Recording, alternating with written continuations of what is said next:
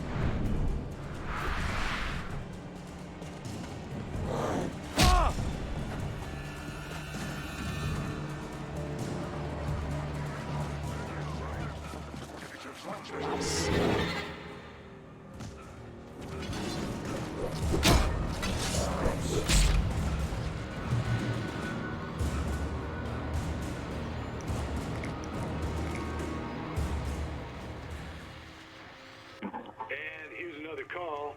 You're on KBFFM with Pat Maine. It's Milt Peabody, Pat. What's on your mind, Milt? Well, I live near the trailer park, Pat, and there's a big ruckus going on over there. Well, that's just up the road from me, too. What's going on, do you know?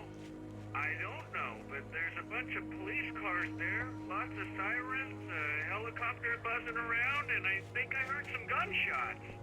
Gunshots? Yes, sir, like from a pistol. So can you find out what's going on? Because it's just next door and they're popping off guns there. They're still shooting? No, it was maybe 10, 15 minutes ago.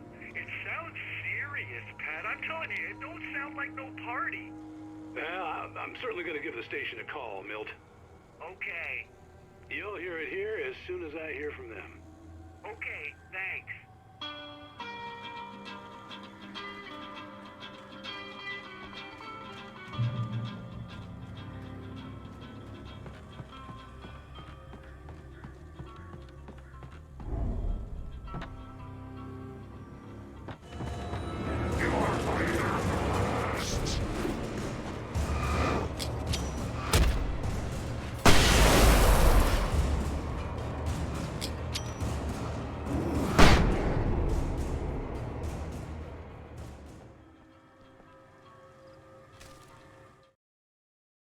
Touched by the dark presence, Rose was lost in a dreamland where everything was drawn in black and gray crayons. The old lady had promised her that all her wishes would come true. She would be Alan Wake's muse. She was smiling so hard it hurt her face. She crushed a bottle full of sleeping pills into the coffee. Deep down inside, she was screaming in terror.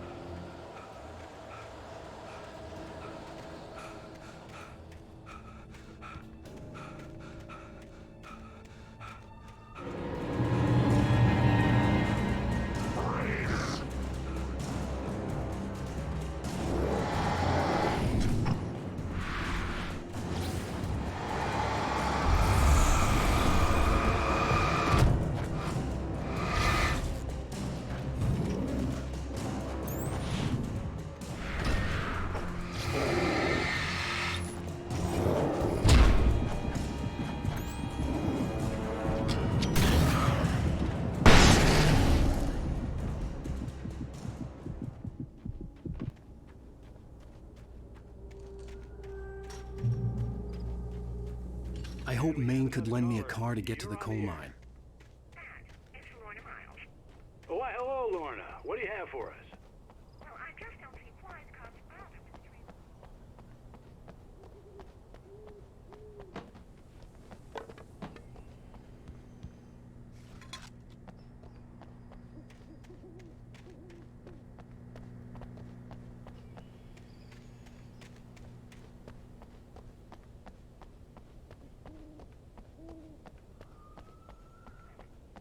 Well, thank you very much for that compassionate viewpoint, Lorna.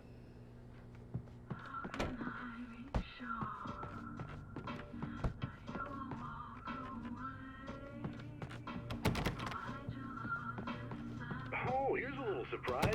The famous writer Alan Wake just walked in. Folks, I'm going to see if I can talk him into an interview. Come on in, Mr. Wake. Oh, I'm so glad you could find the time to do this, Mr. Wake.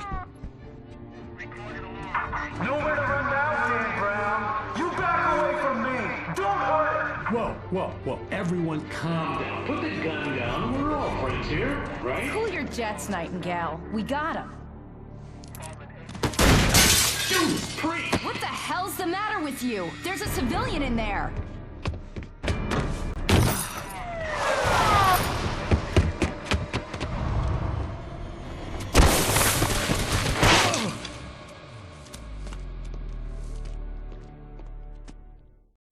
I'll get you yet, even if it kills me. You hear me?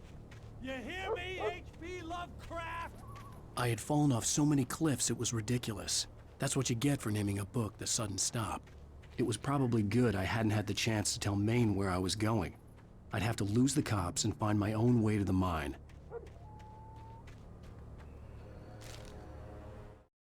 Nightingale stared through the broken studio window into the dark woods.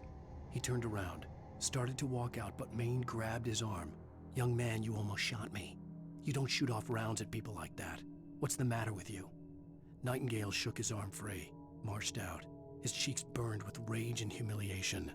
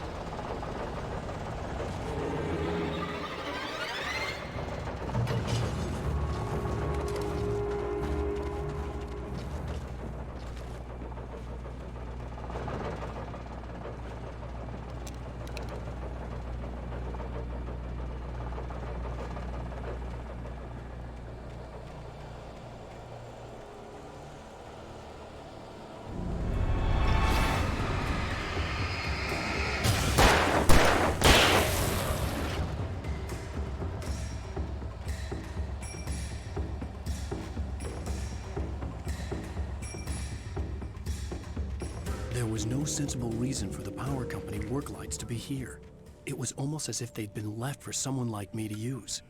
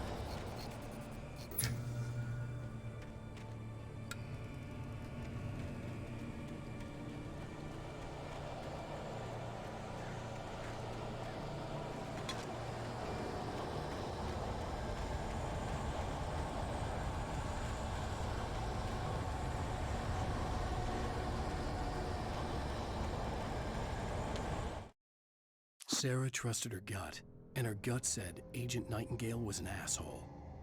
He felt wrong, and it wasn't just the smell of stale booze. It was in the way he flashed his badge, pulled rank, the look in his eyes when he wanted answers. Where was Alan Wake? What was this about an accident? Where was his wife? And most importantly, why did she let Wake go? He wouldn't answer her questions. Federal business was all he'd say.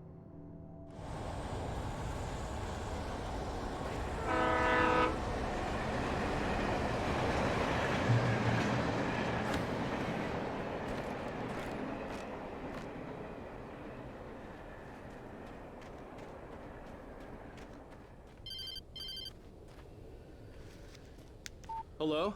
The most stubborn man I've ever met. Alice? Alice? Alan, I'm so afraid. He keeps me in the dark. Please help me. I look at you, Alan, and it's not you. Something else. Looking out from behind your eyes. Alice, I'm here.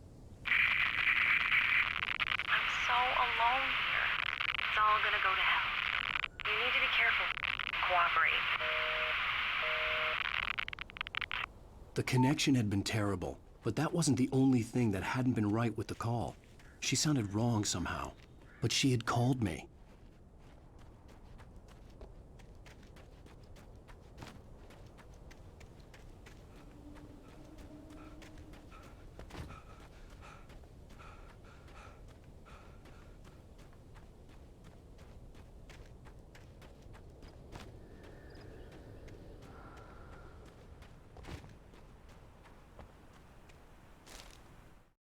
The pipe wrenched itself loose from the bridge's steel framework. Wrapped in darkness, it floated in midair, twitching. For a moment, I didn't understand what I was looking at. The heavy object lurched at me with impossible force. I threw myself out of the way, but just barely. When I turned my flashlight on it, it shook in a dark rage before it flew at me again.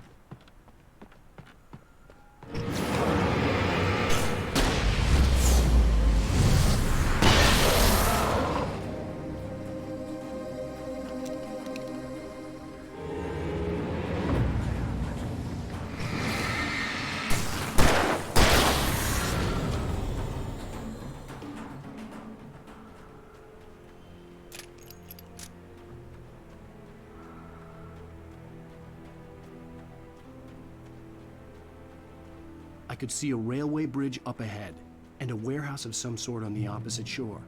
I hoped I could find a car from there.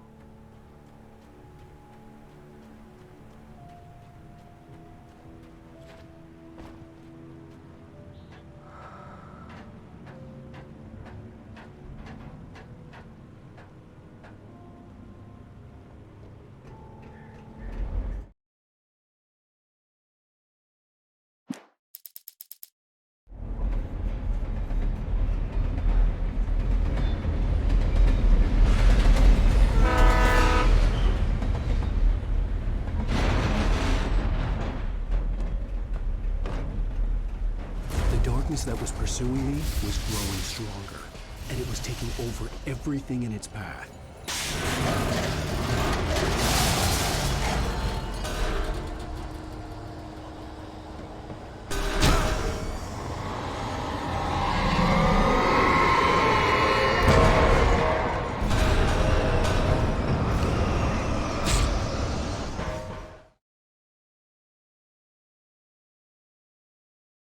The opposite shore. I hoped I could find a car from there.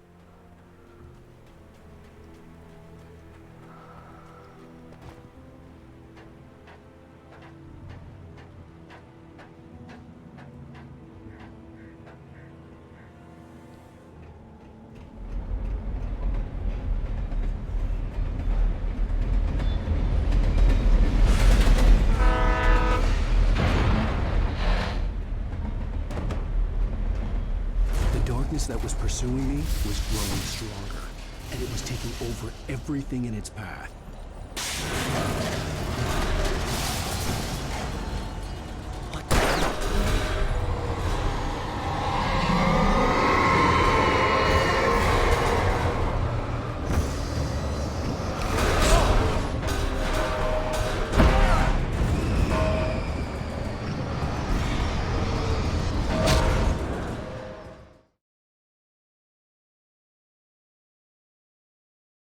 The opposite shore.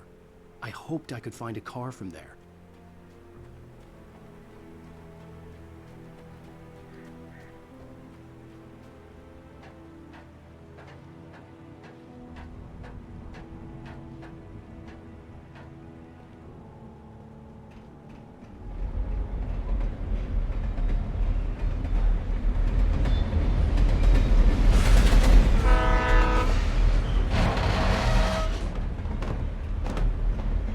The darkness that was pursuing me was growing stronger, and it was taking over everything in its path.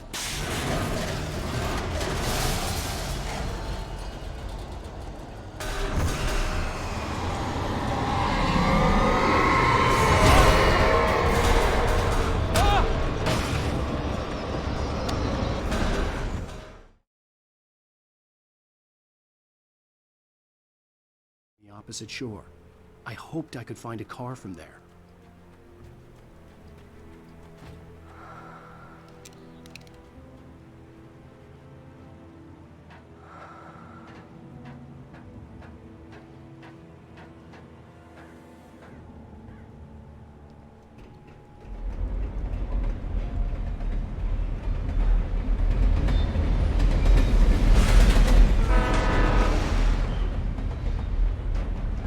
The darkness that was pursuing me was growing stronger, and it was taking over everything in its path.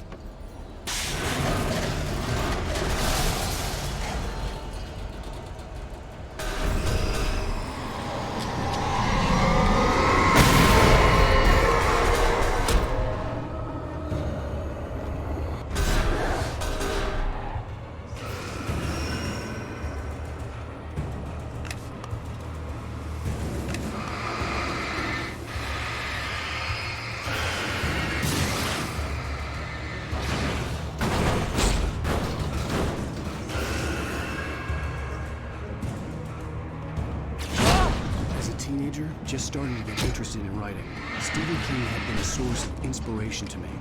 I thought about all the inanimate objects that had come to life in his books. No one is safe in a good horror story.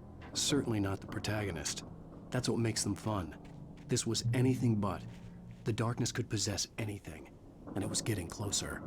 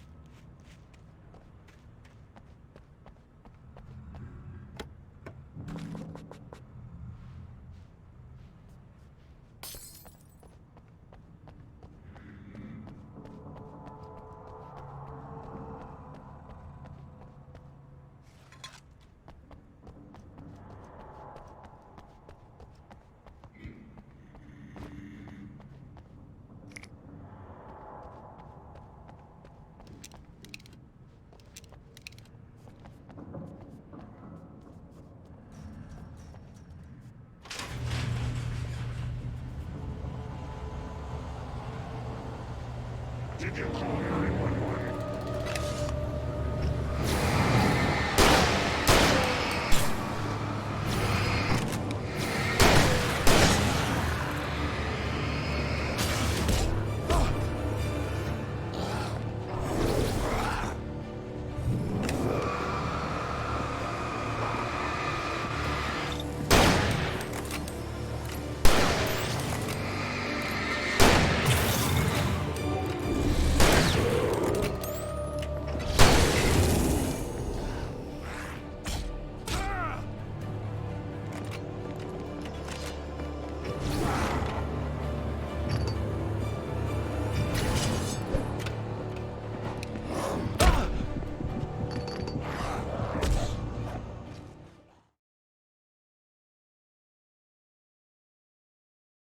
anything but. The darkness could possess anything, and it was getting closer.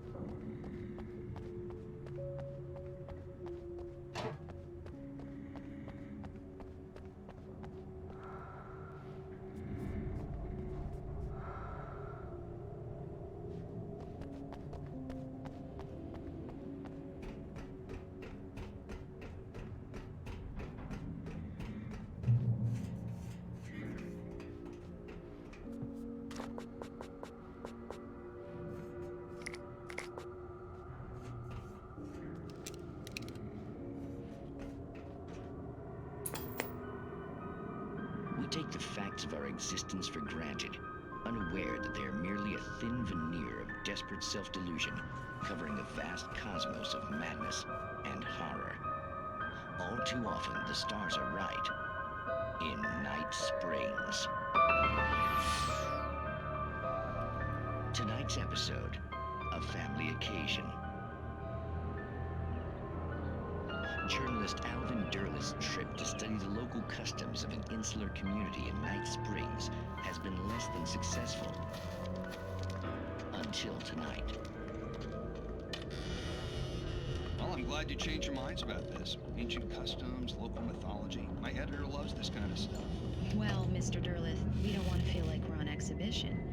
But you have demonstrated the seriousness of your intent. Oh, I am serious. Really, just do your thing. I'll stay out of your way and observe. Actually, I thought you could assist us. I'm afraid we are a man short. It would provide you with an intimate perspective. Could I really? Of course, Mr. Derleth. Well, I guess that's the least What would I have to do? Oh, here. Let me show you with a kiss.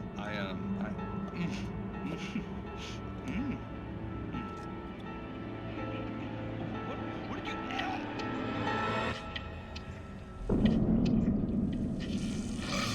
Oh, Mr. Derleth, you have well pleased Nixie Perka, the dweller in flesh. Your body shall host his 1,000 young, and all shall be glory.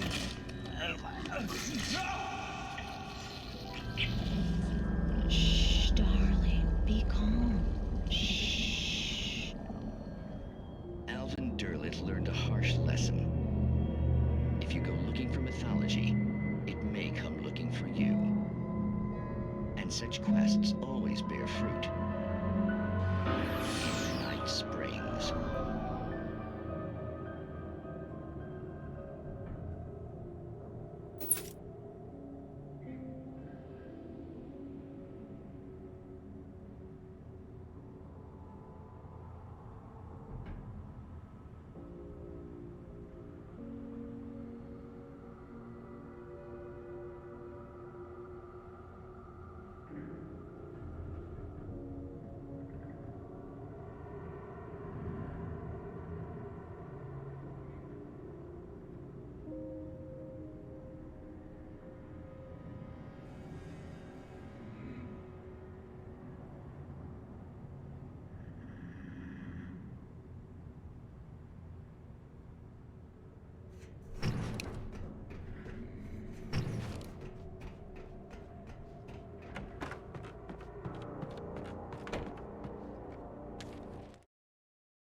The darkness surged towards me, sucking everything loose from the ground into its depths, tugging at my clothes.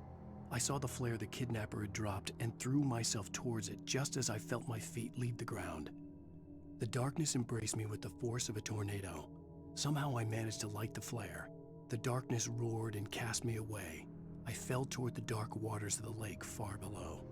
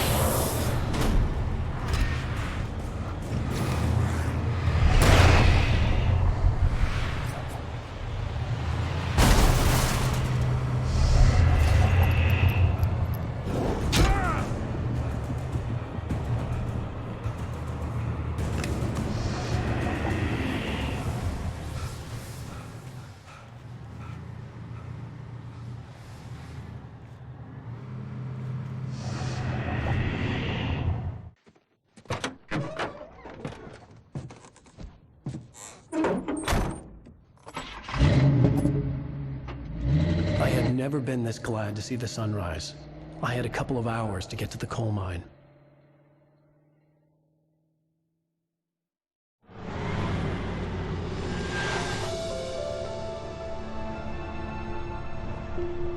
The coal mine wasn't far now.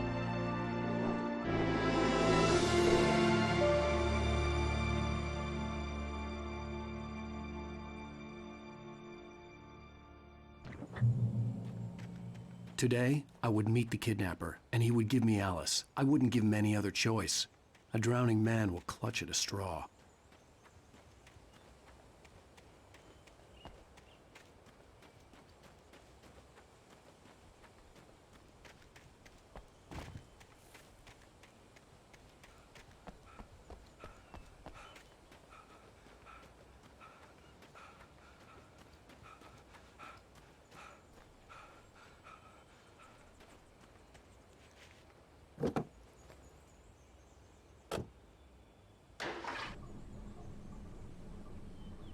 Little by little, without realizing it, I'd come to believe that the story in the manuscript was coming true.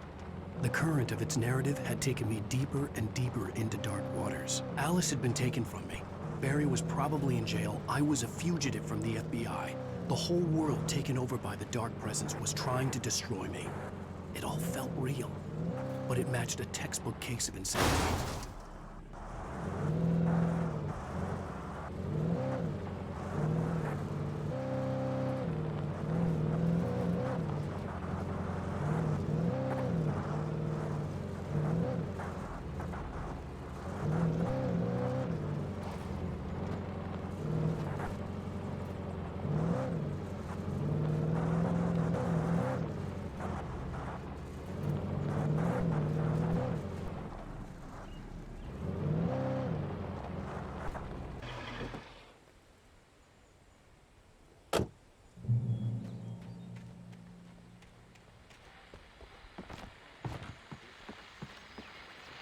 This is Pat Main, and you're listening to KBF-FM. Folks, I want to apologize for kind of abandoning you to that looping music track last night, but I was detained. You see, I encountered a big-shot G-man with an itchy trigger finger who could use a lesson in manners and a boot in the ass. Not necessarily in that order, either. Now, folks, I know I'm not being very informative here, and I apologize for that. I really should just keep quiet, but I'm just so peeved right now, because some people just shouldn't be carrying badges. I'm just glad that our Sheriff Breaker was there to straighten things out. And if someone I met last night is listening, let me just say, I'm sorry if my mouth got you in trouble. I'm pretty sure you're not the bad guy here. Godspeed, son. I hope you know what you're doing. Now, on a lighter note, I'll be talking to Dr. Nelson all morning. But first, a little music.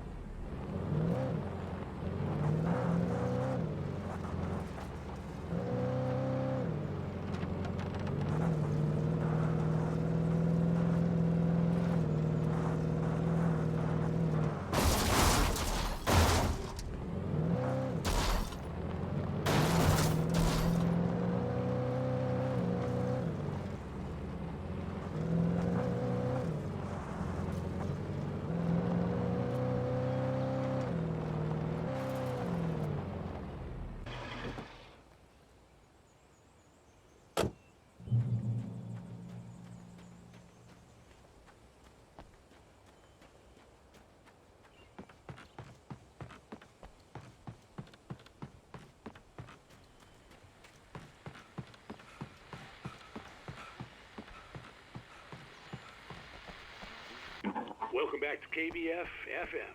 Hope you enjoyed that tune.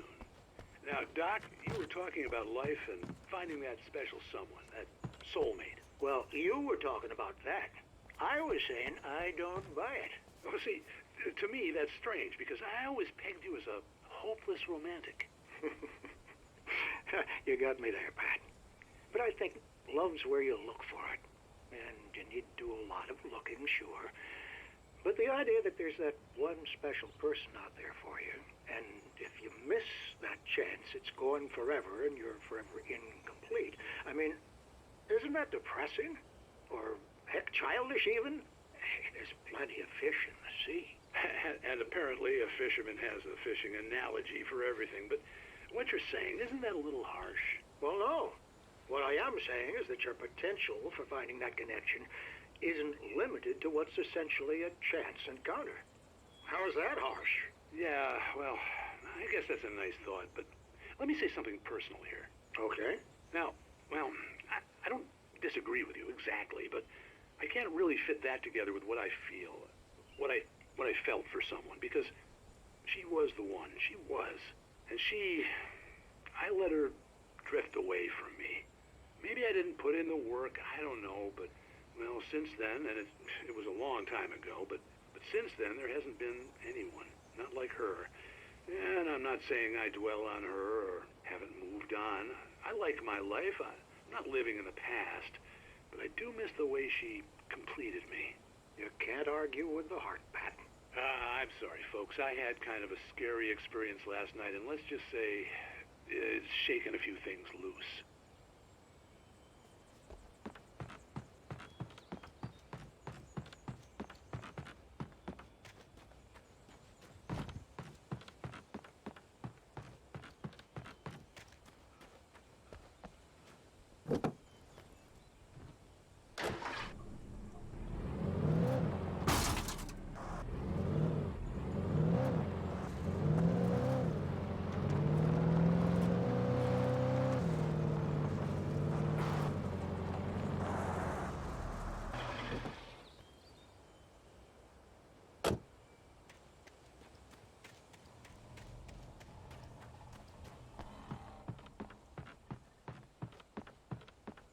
I was early. I was supposed to meet the kidnapper at noon in the main building. The coal mine was quiet. It was a museum now.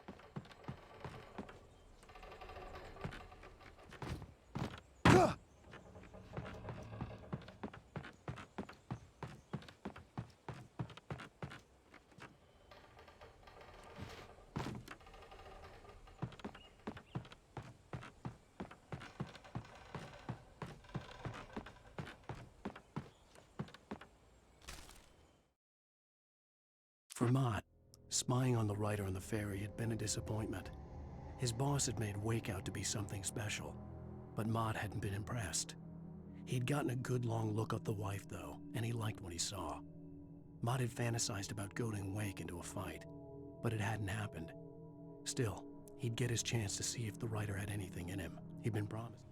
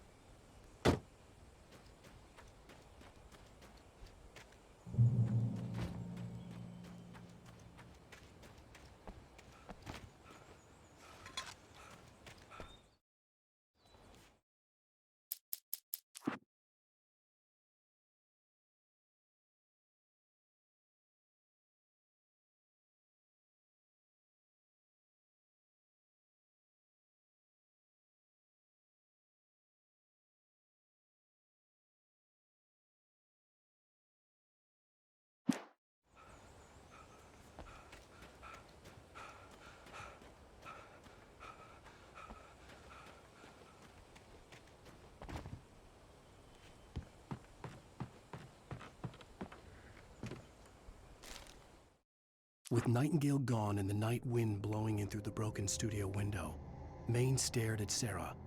The sheriff looked away. Maine's voice shook with barely controlled anger. That boy's doing more drinking than thinking. I hope you know what you're doing, Sarah. He's got a sickness in his eyes. You take my word for it. He wants Wake for a reason, and it's not for anything good.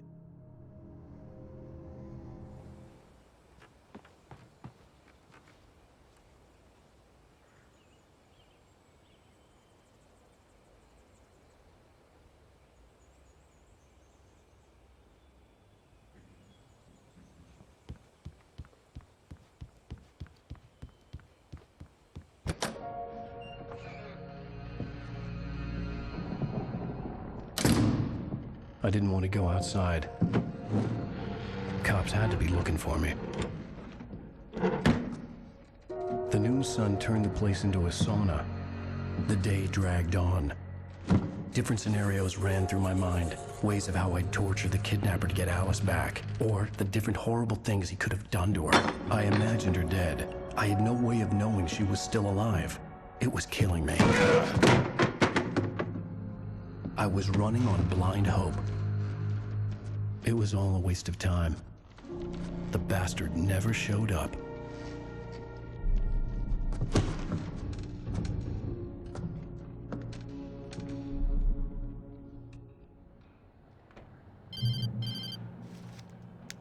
Wake! Where the hell are you? Change of plans. You know where Mirror Peak is? It's a big mountain north of where you are. You follow the path from the mine, you can't miss it. There's a lookout point there. I'll be waiting. I'm through being jerked around You by want you. to see your wife alive? Because if you do, you better watch what you say to me. Do we understand each other? I want to talk to Alice. Yeah, and I want the manuscript. Don't keep me waiting, Wake. Hello? Hello? Ah! I'm gonna kill him. I had to get to Mirror Peak.